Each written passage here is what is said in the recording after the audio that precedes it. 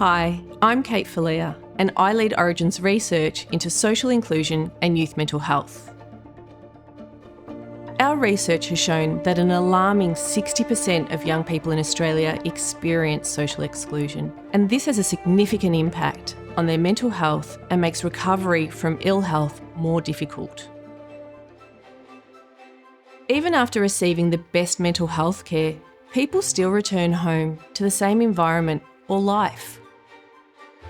Back to things like financial pressures, strained relationships, or school difficulties, all of which affect their mental health. The key to combating these factors is social inclusion, which is best explained by its 4 domains.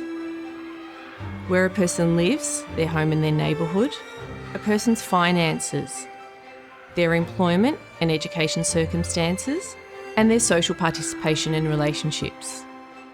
Addressing social inclusion in mental health care is so important.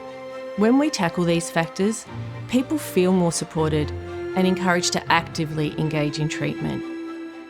This not only improves their wellbeing in the long term, but ensures that they have the support structures in place for ongoing recovery. But to address social exclusion, we need ways to identify it. In 2022, we released the Filia Social Inclusion Measure, or the FSIM-16.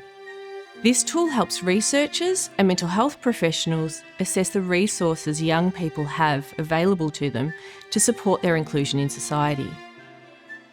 We're particularly proud that the FSIM-16 was shaped with significant input from people with lived experience of mental ill health, and it's now used for clinical, research and policy activities across 9 countries. It's also been translated into Chinese, Italian and Turkish. We're also putting this tool to use within mental health care, and our work is gaining momentum.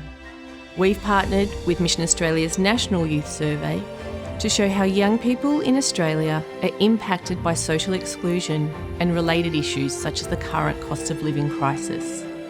Our team was also awarded funding from the National Health and Medical Research Council to develop resources that support mental health services to address social exclusion.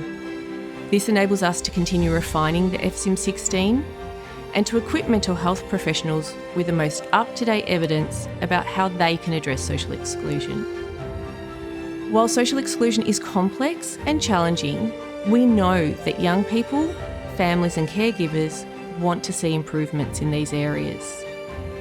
We're proud to be at the forefront of this work, driving change and creating positive impact for vulnerable and marginalised young people and communities.